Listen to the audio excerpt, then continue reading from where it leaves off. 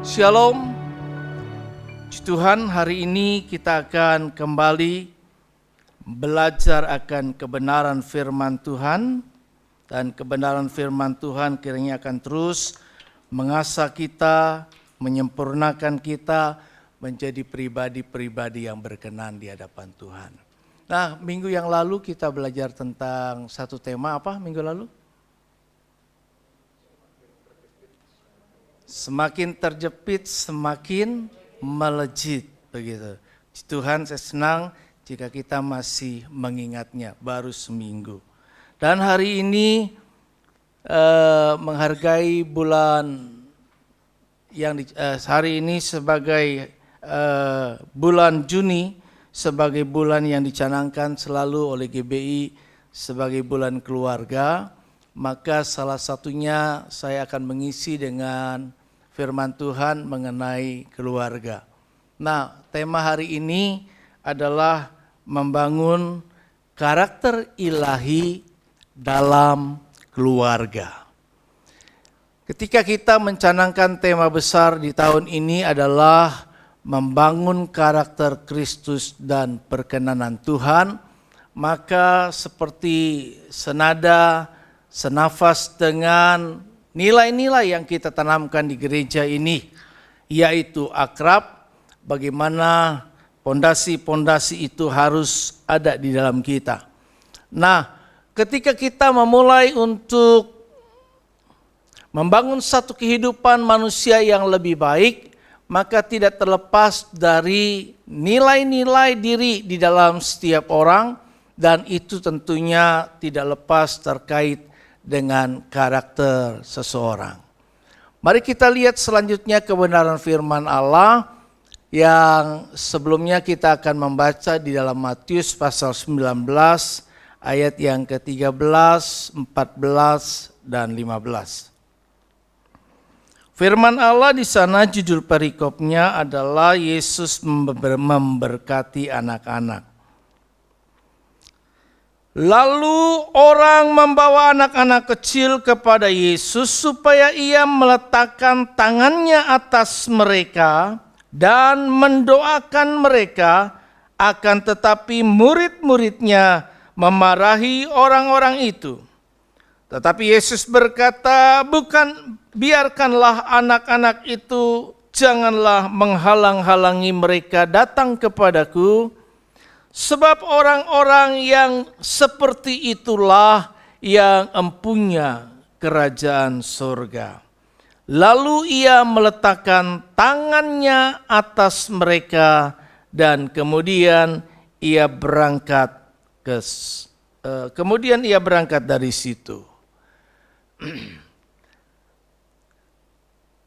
Keluarga adalah lembaga pertama yang dibentuk oleh Allah. Kitab Kejadian adalah kitab pertama, namun kitab Kejadian tidak mengawali tentang kejatuhan manusia ke dalam dosa. Memang kitab dimulai dengan satu kisah tentang penciptaan.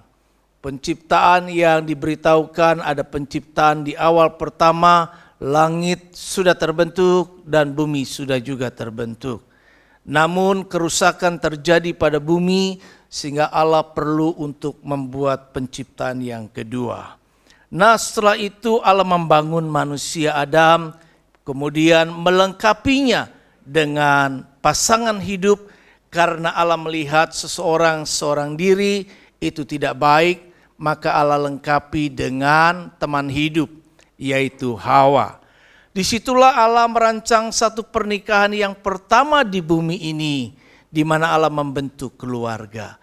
Kemudian Allah memberkati pasangan ini dan berfirman, beranak cuculah dan bertambah-tambah, penuhilah bumi, taklukkanlah itu. Dan kita bisa lihat di sini bahwa tujuan Allah membentuk keluarga ini tentunya adalah agar melalui keluarga, maka orang-orang yang lahir kemudian, generasi-generasi kemudian yang tumbuh melalui keluarga ini yang beranak cucu, menjadi keluarga-keluarga yang mengasihi Tuhan, menjadi keluarga-keluarga seperti Tuhan mengasihinya, maka ia juga mampu mengasihi sesamanya. Jadi Allah membentuk keluarga memiliki satu misi, yaitu supaya melalui kehidupan kita sekalian yang hadir di keluarga, maka saya dan saudara diajar untuk semakin mengasihi Tuhan dan juga mengasihi sesama.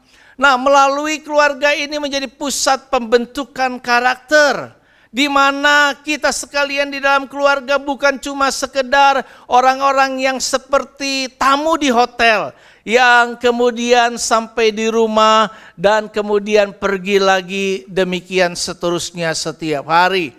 Tetapi di dalam rumah terjadi satu proses kehidupan. Di dalam proses kehidupan itu anak-anak bertumbuh, dibentuk karakternya. Dan karakter yang ingin dicapai adalah dalam sebuah pernikahan pertama dan selanjutnya, supaya mereka melahirkan keturunan-keturunan ilahi, di mana benih-benih ilahi itu ditanamkan pada setiap anak-anak sejak dini, sejak awal pertama. Dan benih-benih ilahi itu mencirikan karakter-karakter Kristus, tabiat sifat Kristus yang diharapkan muncul di dalam kehidupan pribadi anggota keluarga, baik orang tua maupun anak-anak, pasangan hidup dalam pernikahan dan lain sebagainya. Bapak Ibu Saudara kekasih Tuhan, kita bisa lihat di sini firman Allah menasihatkan di dalam Amsal pasal 29 ayat 17 berkata, yaitu didiklah anakmu, maka ia akan memberikan ketentraman kepadamu dan mendatangkan sukacita kepadamu. Kalau hidup kita ingin tentram, ke depan keluarga yang kita bentuk menjadi keluarga yang memberikan satu kenyamanan, maka tidak lepas daripada tugas tanggung jawab kita untuk membentuk setiap anggota keluarga kita, agar kemudian kelak ia bertumbuh menjadi manusia yang berguna, yang berdampak, yang dapat dinikmati oleh Tuhan, yang menjadi berkat bagi banyak orang, dan dimulai menjadi berkat bagi keluarga. Bapak Ibu Saudara kekasih Tuhan, kita bisa lihat bahwa anak-anak dititipkan, dipercayakan. Ketika Allah membentuk dan mengaruniakan kepada kita kesempatan memiliki pasangan hidup, agar kita tidak seorang diri. Dan pasangan hidup itu untuk melengkapi kehidupan kita, bukan untuk merongrong, bukan untuk membuat kita semakin jauh daripada Tuhan, tetapi membuat kita menjadi lebih sempurna, menjadi manusia utuh yang dapat mendedikasikan hidup dan kelak keluarga kita bagi kemuliaan Allah, mengasihi Tuhan dan mengasihi sesama. Dan ketika Allah membentuk seperti itu, maka pembentukan karakter itu tidak lepas, bukan kita titipkan kepada orang lain, tetapi menjadi tanggung jawab orang tua. Bukan tanggung jawab sekolah minggu, bukan tanggung jawab suster yang kita titipkan merawat anak kita, bukan tanggung jawab sekolah di mana anak kita dididik, tetapi yang paling utama adalah tugas daripada orang tua. Dan kapan itu dimulai? Ketika sudah besar terlambat. Tetapi mulailah dia ditaruh dari benih awal pertama. Dan Bapak Ibu Saudara kekasih Tuhan, bagaimana kita dapat membentuk karakter anak? Yang pertama, perhatikan bahwa kita diajarkan oleh firman Tuhan tadi bahwa Allah memberikan satu perhatian khusus dan penting, yaitu terhadap anak-anak. Anak-anak menjadi aset yang tak ternilai, bukan harta benda kita, tetapi anak-anak itu menjadi aset yang tak ternilai dalam keluarga. Anak-anak ini tidak kita bawa kepada yang lain, tetapi kita bawa kepada Allah. Seperti orang tua pada waktu itu, orang-orang datang kepada Yesus membawa anak-anaknya, supaya melalui kehidupan yang dibawa kepada Yesus, anak ini bertumbuh semakin mengasihi Tuhan. Yesus dikatakan ketika ia masih bayi, semakin hari semakin bertumbuh menjadi anak yang semakin dikasihi Tuhan dan dikasihi sesama. Senang sekali kalau anak kita semakin dikasihi Tuhan. Anak kita bertumbuh tiap-tiap hari seiring dengan pertumbuhan jasmaninya, berangkat dari usia yang semakin bertambah. Tetapi seiring dengan itu anak kita menjadi anak-anak yang semakin dikasih Tuhan dan dikasih sama. Kenapa bisa demikian? Karena perilaku kehidupan, karakter yang terbentuk dari anak-anak kita yang sampai sekarang kita saksikan sudah remaja, sudah pemuda, menjadi orang-orang dewasa. Tetapi orang-orang itu adalah orang-orang yang benar-benar takut akan Tuhan. Apakah kita generasi yang sekarang adalah pembentukan pribadi-pribadi yang takut akan Tuhan? Saudara kekasih, firman Allah Matius 19 ayat 13a, lalu orang membawa anak-anak kecil kepada Yesus supaya ia meletakkan tangannya atas mereka dan mendoakan mereka. Bapak Ibu, firman Allah berkata supaya kita tidak lupa di dalam Ulangan untuk mendidik anak-anak kita. Ulangan pasal yang ke-6 ayat yang ke-7 mengingatkan kita supaya kita mengajar, mendidik anak-anak kita. Mendidik anak-anak kita sejak kecil, dimanapun kita ada berada. Ketika kita duduk, ketika kita berdiri, ketika kita ada berbaring, kapanpun juga kita harus terus membentuk kehidupan anak-anak kita. Karena anak-anak ini menjadi anak panah yang akan bisa kita tujukan sasaran ke depan itu tergantung kita sekalian orang tua. Akan jadi seperti apa anak kita ke depan adalah tanggung jawab kita untuk membentuknya. Saudara, anak-anak seringkali mencari perhatian dengan perbuatan-perbuatan kenakalan, dengan perbuatan-perbuatan yang mencuri intinya supaya orang tua memberi perhatian karena banyak orang tua yang mengabaikannya. Ada banyak orang tua sibuk dengan pekerjaan, membangun karirnya, sehingga anak-anak selalu dititipkan kepada orang lain. Dia bahkan lebih dekat dengan susternya, dia lebih dekat dengan pembantunya ketimbang dengan orang tuanya.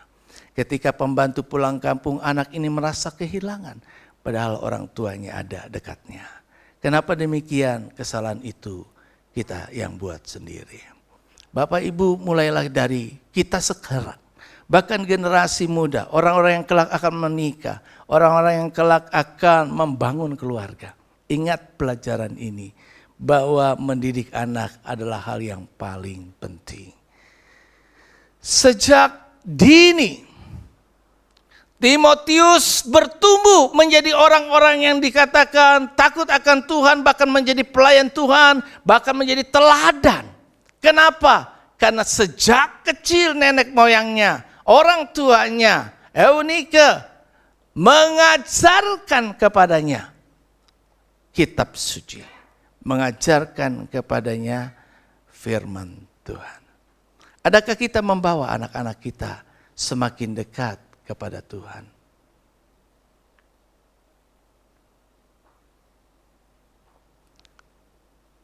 Bapak Ibu, di dalam Kristen kita tidak kenal anak-anak yang dibaptis sejak kecil atau baptisan siri.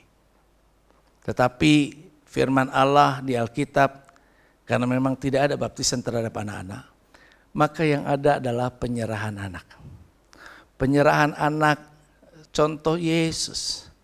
Yesus dibawa orang tuanya ke bait Allah di Yerusalem untuk diserahkan kepada Tuhan pada Lukas pasal yang kedua. Dan anak-anak kita yang pertama sekali lagi untuk bisa membentuknya, terus bawa dekat kepada Yesus. Saya ingat anak-anak saya yang saya bawa, Adi, sejak saya kira-kira sudah 40 hari naik motor ya. Waktu itu saya masih naik motor. Kita bawa dari Poris Indah ke Gunung Sari ini. Anak-anak itu dengar, mungkin nangis, nggak kenapa. Dia dengar, dia terbiasa, dia beradaptasi. Demikian juga ketika Leo lahir. Saya bawa supaya bisa adaptasi. Dengar lagu-lagu sampai bertumbuh usia 3 tahun. Kemudian mulai kentang-kentong itu Mobil saya, waktu kita punya mobil pakai sumpit, ya kan? Dia berdiri di depan, dia mulai main ketok. Di rumah saya nggak punya drum, saya kumpulin tuh kaleng biskuit. Dia ketok di situ. Mulai. Ketika ada waktu kesempatan kita diajar, ya biarkan dia bermain, berlatih. Usia 4 tahun main drum. Bertumbuh. Kita perkenalkan anak bukan bergaul di dunia yang lain. Bukan bawa anak lebih sering ke bioskop. Bukan bawa anak lebih sering ke Ancol. Karena kalau itu yang dilakukan ketika dewasa, dia bukan ke gereja, tapi dia pergi kemana-mana. Tetapi kalau anak itu sering dibawa ke gereja, dibawa kepada Tuhan, ketika besar dia cari Tuhan. Betul? Kalau kita bisa terus mengajar itu, tentu terus kita sebagai orang tua kan juga harus duluan cari Tuhan. Karena kalau kita nggak cari Tuhan, otomatis anak kita nggak akan cari Tuhan. Kita akan nggak mungkin bawa kepada Allah kalau kita sendiri tidak datang kepada Allah. Betul? Apa yang kita alami, itu juga akan dialami oleh anak kita. Di keluarga jadi pola untuk dilakukan kepada orang lain. Kebiasaan itu akan membentuk menjadi sebuah karakter. Nah, kalau kita coba membiasakan kehidupan kita itu proses kehidupan di dalam keluarga untuk kita besarkan anak-anak kita menjadi anak-anak yang rajin. Maka ketika kita belajar, coba menjadi rajin di rumah. Kelak anak kita akan lihat, oh iya dia rajin. Maka dia akan menjadi rajin. Kalau kita di keluarga didengar seringkali menjadi orang yang marah, maka anak kita kelak menjadi pemarah. Tetapi kalau kita membentuk proses kehidupan dalam rumah tangga kita menjadi orang yang ramah satu dengan yang lainnya, maka kebiasaan ramah itu membuat dia menjadi pribadi karakter peramah. Jadi kalau kita mau dia jadi peramah, kalau kita mau jadi pesabar, kalau mau kita buat dia menjadi orang yang bukan menjadi orang-orang yang galak, tetapi orang-orang yang lembut, maka tentunya kita harus membiasakan proses kehidupan dalam keluarga kita demikian. Kalau kita kepengen mereka menjadi orang-orang yang semakin cinta Tuhan, maka kita ajar mereka juga firman Tuhan. Dari sejak kecil, dulu saya ingat saya punya kesempatan, di Polri saya punya banyak kesempatan, sebelum tidur saya biasa ambil waktu. Ini saya masih ingat Adi itu saya ajar. Saya ceritain firman Tuhan ketika kita main. Ada banyak orang tua tentu dari sini saya percaya mereka lakukan itu juga. Bagus. Kelak generasi yang sekarang jangan lupa, nanti generasi yang akan dibentuk oleh saudara, keluarga yang akan saudara bangun, saudara harus ingat itu juga. Jangan generasi kita menjadi generasi instan. Generasi yang selalu kita sibuk dengan urusan kita dan anak kita titipkan kepada yang lain. Mereka tidak akan bisa jadi baik. Charity begins at home, satu istilah di mana kebajikan itu dimulai dari rumah. Kalau anak-anak mau menjadi orang yang suka berbuat baik, dia akan dilatih di rumah. Kalau kita kepengen anak-anak kita menjadi orang yang care dengan yang lain, maka di rumah kita tunjukkan bagaimana kita care satu sama lain. Kita peduli dengan yang lain. Kalau kita mau supaya anak kita bisa mau mudah membantu orang lain, ringan tangan untuk membantu orang lain, help, maka kita juga ajar di rumah bagaimana kita saling tolong menolong, melengkapi kakak adik, saling membangun, bukan bertengkar, bukan berebut. Ya, waktu masih kecil kita lihat anak-anak suka masih bertumbuh, ya kan ya, cemburu, kepengen ada mainan, kita rebut saling gitu. Tapi terus kita coba belajar, ajar anak-anak kita, kakak adiknya, kemudian kita ajar bagaimana mereka saling menolong. Kenapa? Bermain bersama, ajarin terus dan sebagainya. Kemudian kalau kita kepengen mereka itu saling mencintai, love, ada cinta, masing-masing semua terbangun. Ada kemudian support satu lain, mendukung satu dengan yang lainnya. Semua itu terbentuk dari sejak keluarga. termasuk keluarga kita di dalam gereja berjemaat. Bagaimana kehidupan kita berjemaat ini dibentuk untuk saling memperhatikan satu dengan yang lainnya. Siapa yang tidak ibadah, siapa yang sedang sakit, siapa yang sedang membutuhkan sesuatu. Kita ngerti, kita tahu, kita peduli dengan mereka. Kita beri bantuan, kita beri support, kita tunjukkan kasih kepada mereka sebagai satu keluarga Allah. Dan kalau itu terjadi, maka indah sekali. Maka kita akan disebut menjadi satu jemaat yang semakin hari semakin disukai semua orang. Itulah jemaat mula-mula. Demikian keluarga kita akan menjadi keluarga yang semakin disukai semua orang. Hal yang kedua, mohon lidah saya udah kelipat. Ini bekas siapa? Oke.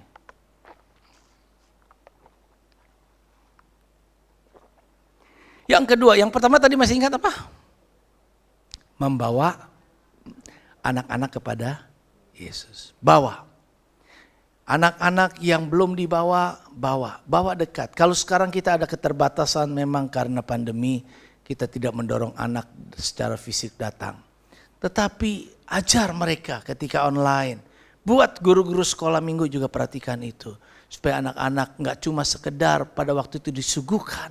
Kita menjadi guru sekolah minggu yang merasa nyaman, semua sudah tersaji. Tidak demikian. Tanggung jawab kita, anak-anak itu jauh lebih besar loh. Bahkan menjadi guru tuntutannya 2 kali lipat kata Tuhan. Dan kita harus ingat itu. Nah karena itu mari perhatikan.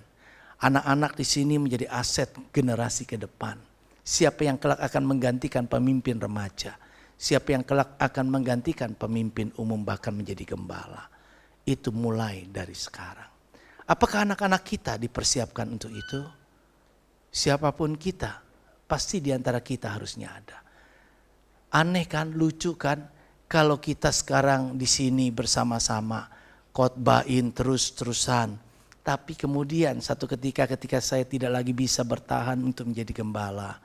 Karena Tuhan, karena usia, karena hal yang lain. Maka siapa yang menggantikannya? Kalau sampai ada generasi, bukan dari generasi kita, tapi dari titip. Ternyata enggak ada yang bisa. Ternyata kemudian menjadi hal yang tidak dipersiapkan dengan baik. Tapi kemudian akhirnya BPD, Badan Pekerja Daerah, ikut campur tangan. Dan mengirim orang untuk menjadi gembala tempat ini. Aneh. Demikian juga pelayan, aneh. Kalau saya harus membawa pelayan WL orang lain. Aneh. Padahal di sini punya potensi. Saya mendorong kita semua sekalian. Kapan lagi kalau kita enggak ini? Yang kedua adalah menjaga tetap. Ya, tetap. Kalau tetap itu berarti sebelumnya sudah ada di situ. Yang pertama dulu sudah bawa kepada Tuhan. Menjaga anak tetap di dalam Tuhan. Menjaga anak tetap ketika dia melayani, tetap melayani sampai akhir hidupnya. Ketika ia ada di gereja ini, tetap di gereja ini sampai akhir hidupnya. Setia, ajar setia, kapan lagi? Kebanggaan kita adalah ketika anak kita bukan cuma sukses karena jabatan itu tidak menghantar kita ke surga. Tapi anak-anak yang cinta Tuhan, melakukan firman, dialah yang kelak akan menjadi generasi yang mewariskan kerajaan surga. Itulah tangisan kita. Itulah upaya kita. Kebahagiaan kita bukan karena dia sukses. Tapi kebahagiaan kita kelak adalah anakku pasti masuk surga. Keluargaku pasti masuk surga. Terima mahkota, itu kebanggaan. Kebanggaan. Saudara, karena itu yang kedua tetap jaga. Jagalah anak kita. Menjaga yang pertama mendidik, yang kedua menjaga. Ayatnya kecil itu ya. Di situ ada saya tulis. Kan saya buat catatan. Sini saya bisa baca di sini. Oke. Ya, di dalam Amsal pasal 13 ayat 20 dikatakan melindungi anak dari berbagai pengaruh jahat dan menyadari usaha iblis untuk menghancurkan mereka secara rohani melalui daya tarik dunia dan teman-teman yang tak bermoral. Saudara, anak-anak kita bergaul dengan siapa akan menjadi seperti apa? Tergantung bagaimana.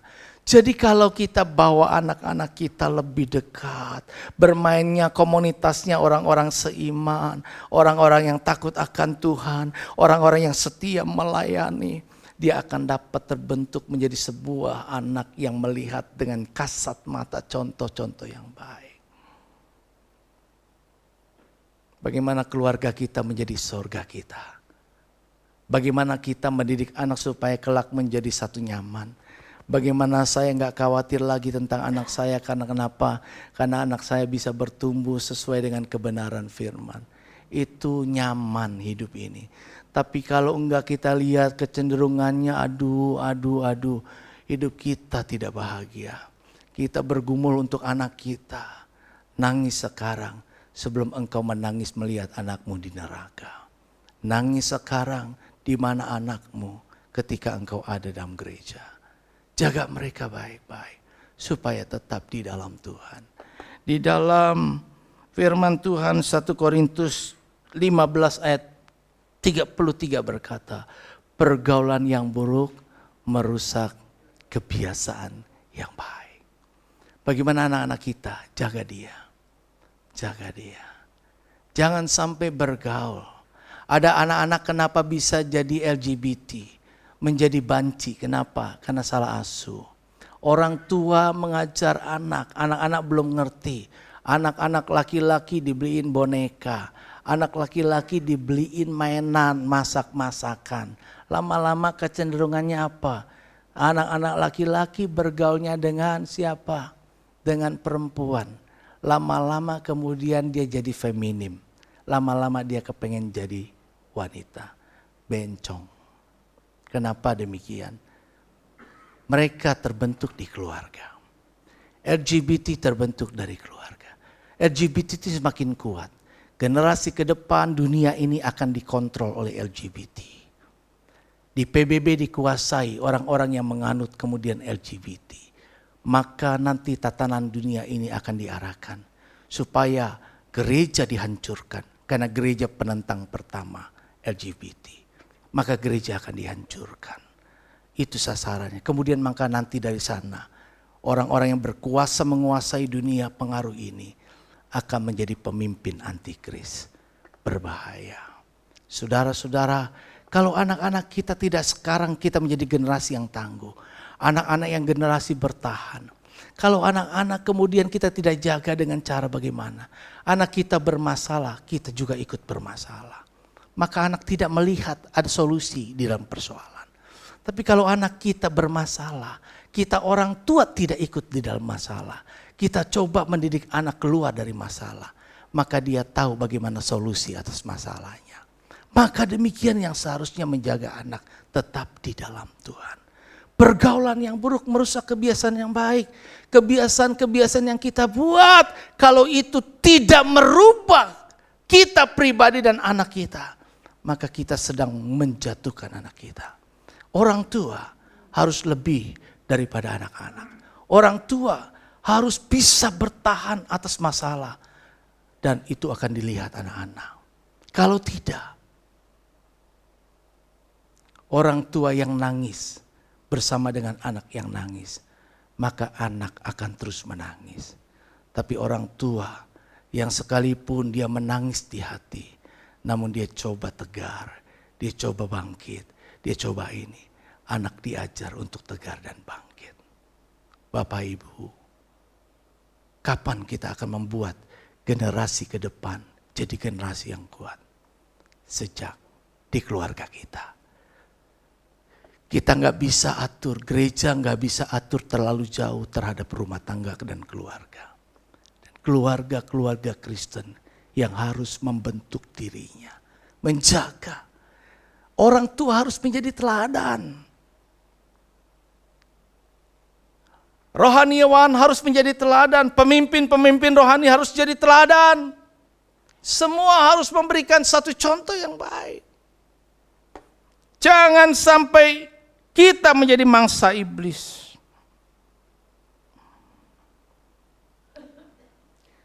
Kita tidak mewariskan harta benda saja, tetapi kita harus menjadi orang tua yang mewariskan iman kepada anak-anak.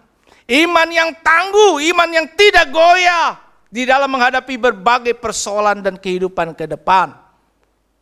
Satu ketika kita tidak tahu apakah kita bisa diangkat, anak kita tertinggal.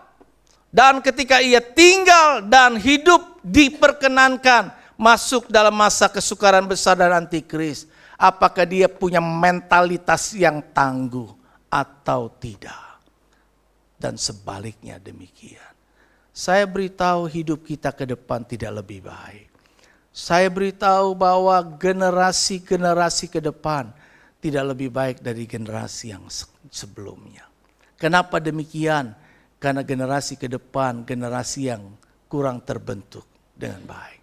Saudara Abraham membentuk anak-anaknya, menjaga anak-anaknya, sampai terus menjadi generasi yang membuat bangsa yang besar. Ketika Tuhan berfirman kepada Abraham bahwa keturunanmu akan bertambah-tambah, engkau menjadi sebuah bangsa yang besar. Abraham dinyatakan melahirkan Ishak. Ishak melahirkan siapa? Yakub.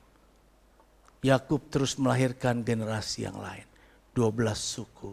Tapi di antara 12 suku yang lainnya. Tapi 3 keturunan ini menjadi kuat.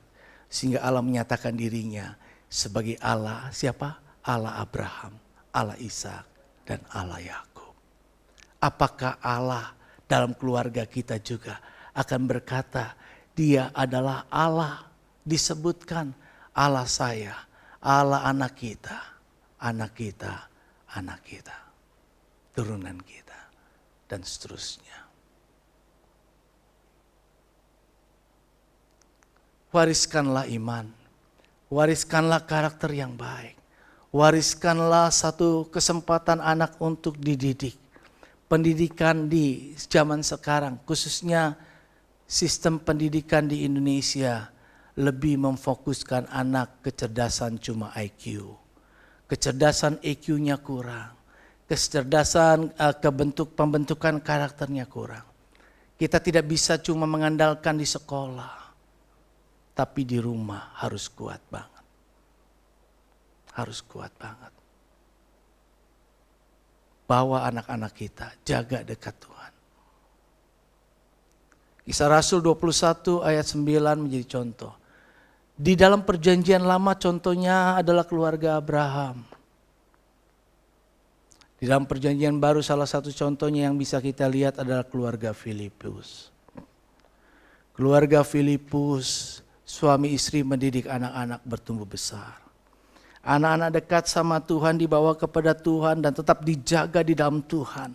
Kelak dia bertumbuh dewasa. Firman Allah menulis anak-anaknya dikaruniakan.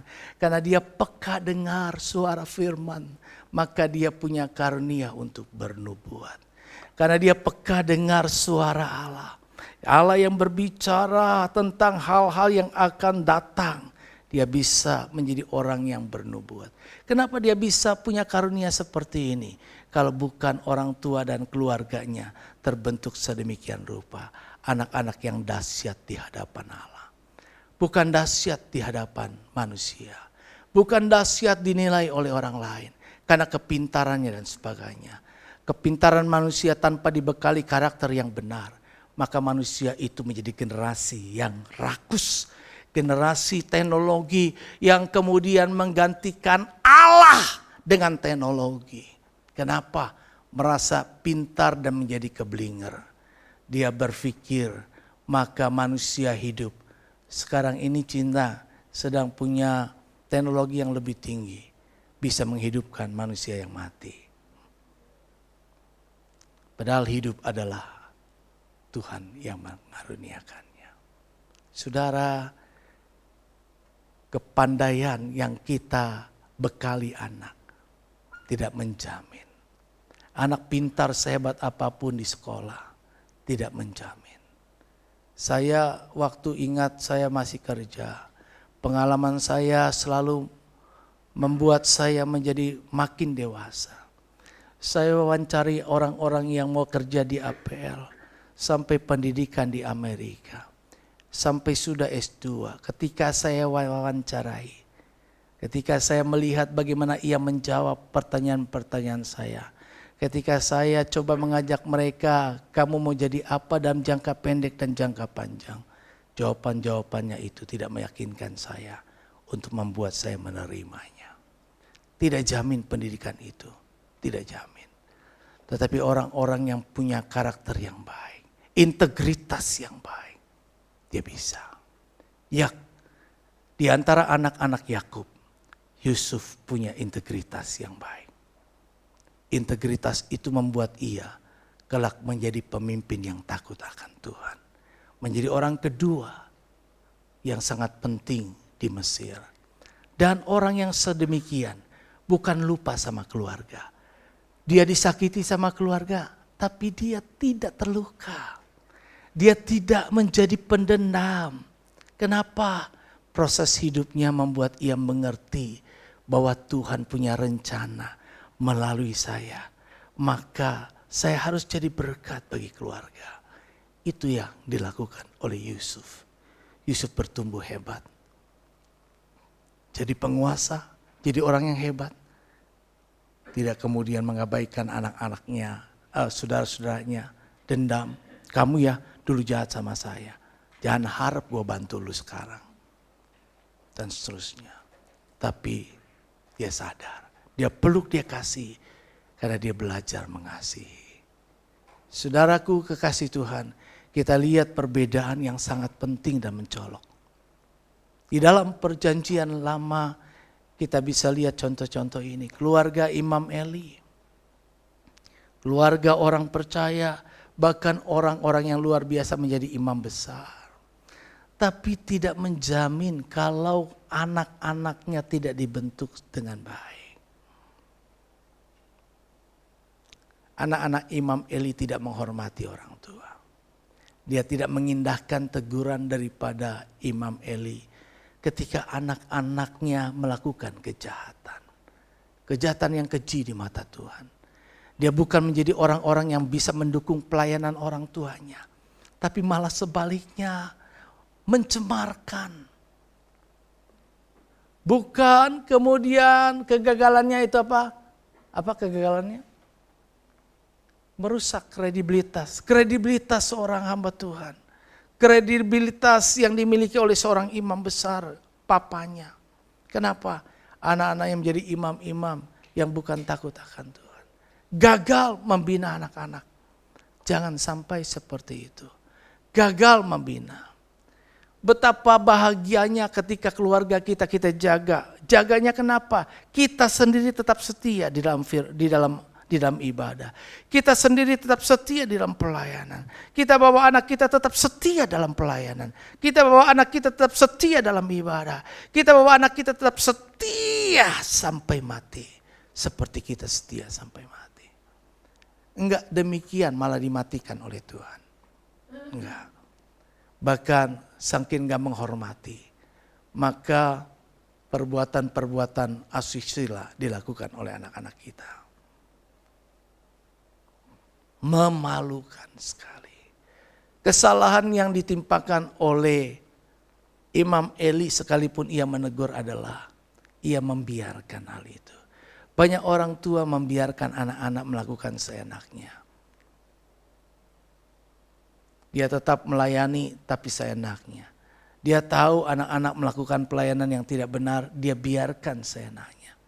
Itu kesalahan yang fatal. Bahkan kesalahan yang fatal sampai Tuhan buat. Di dalam keluargamu tidak ada kakek. Kenapa? Karena anak-anaknya mati. Tidak bisa membangun keluarga baru lagi sampai punya keturunan yang bisa menyebut kakek.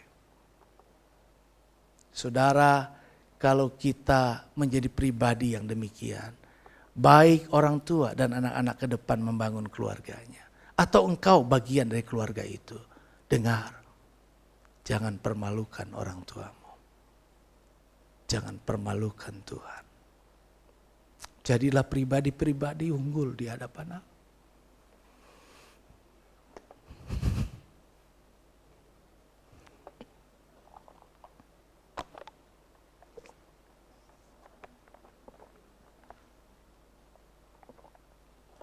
Samuel.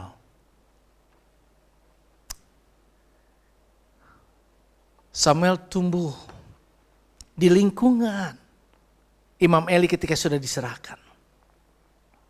Nah, engkau jadi hamba Tuhan, pelayan sejak kecil.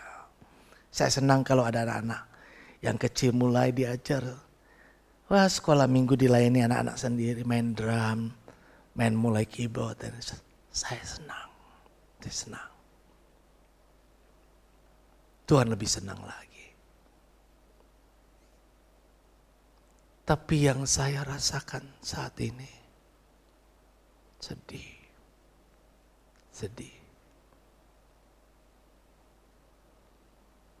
Sampai saya harus memikirkan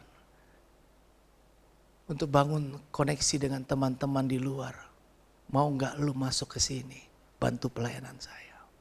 Karena orang-orang yang di sini sudah tidak lagi mau melayani. Sedih. Sedih. Sedih. Tapi kita lihat Samuel. Ayahnya setiap tahun datang ke rumah ibadah. Satu ketika Hana tidak ikut. Dia temani anak di rumah. Sampai masa dia menyapi, melepas susu. Sudah tidak lagi menyusui. Kemudian dibawa kepada Tuhan. Tapi tetap dikunjungi, dipantau, dijaga. Supaya Samuel, you bertumbuh ya. Di dalam gereja you jadi imam, jadi pelayan Tuhan, bertumbuh ya.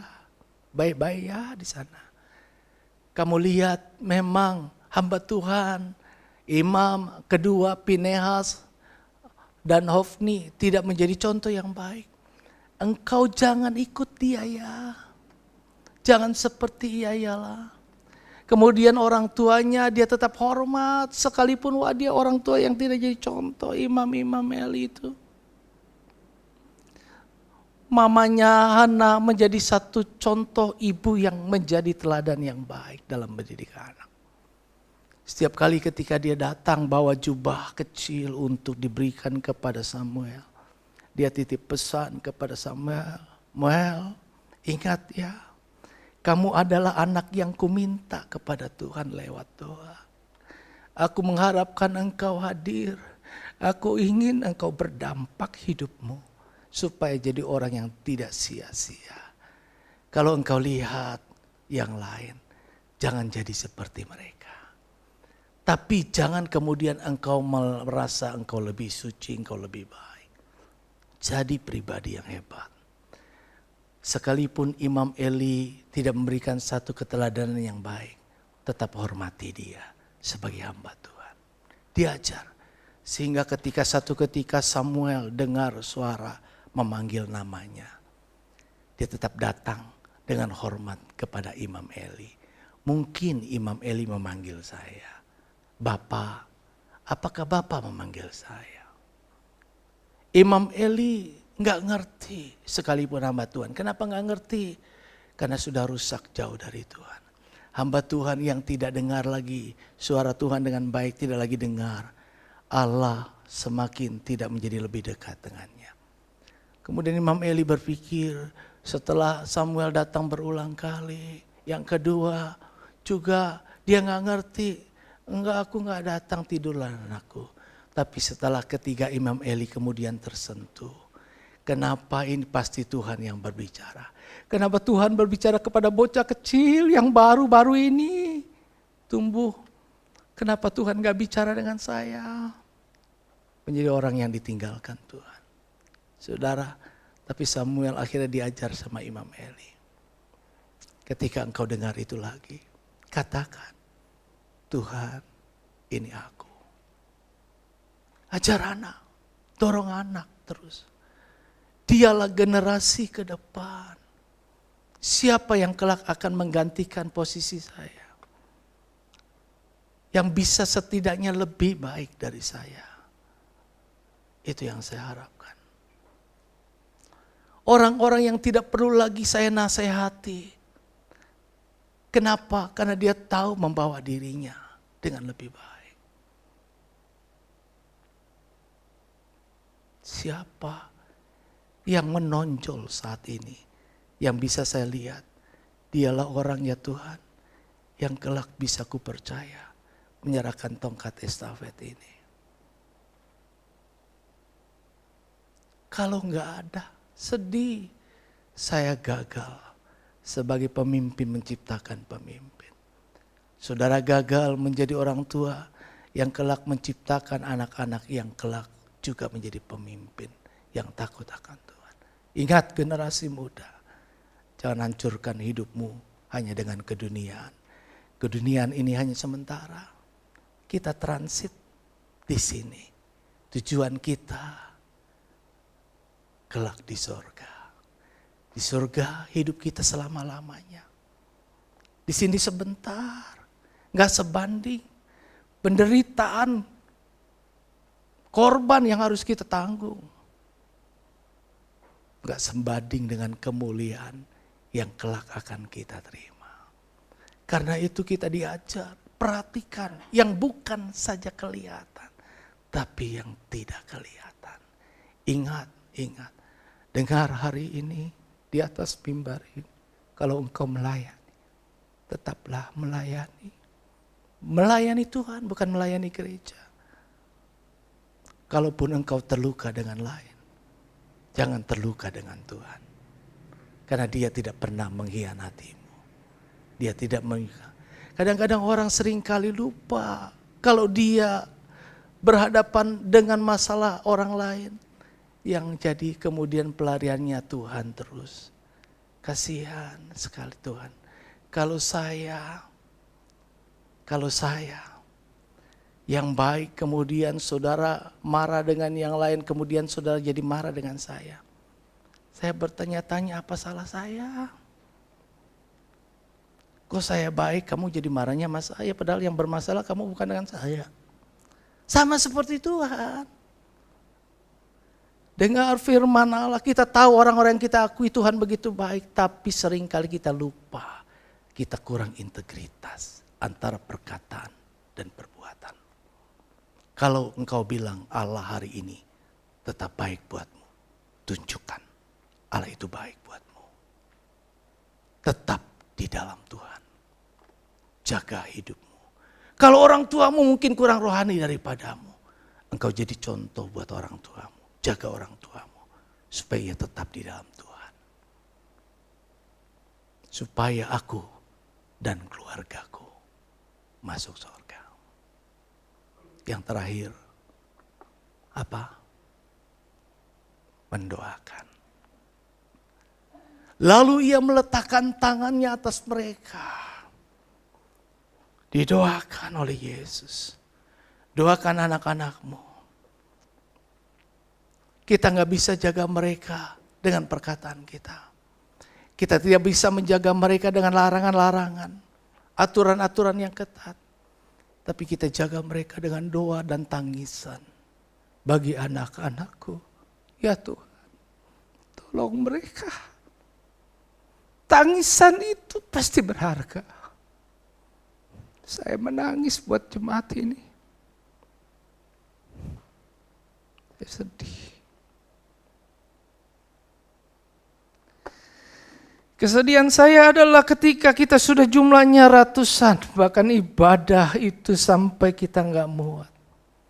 Tapi yang saya jumpai, bangku-bangku masih kosong. Sedih, kemana mereka? Kita mendekati masa di mana Tuhan akan menilai hidup kita masuk surga neraka. Tapi kemana kita?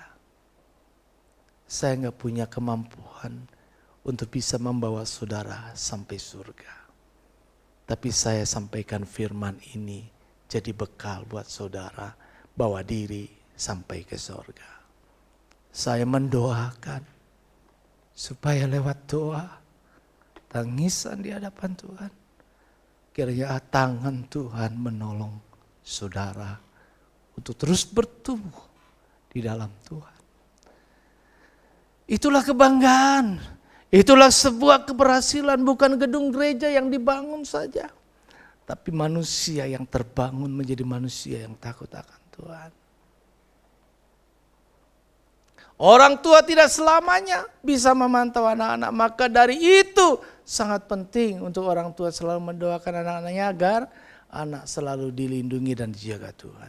Sebagai orang tua yang hari ini kita sebagai orang tua, sudahkah kita terus berdoa buat anak kita? Bahkan jauh lebih baik adalah berdoa bersama anak. Anak-anak yang sudah percaya sama Tuhan hari ini di gereja. Kalau orang tuamu tidak mengajak engkau berdoa bersama, ajak mereka berdoa. Doa bersama.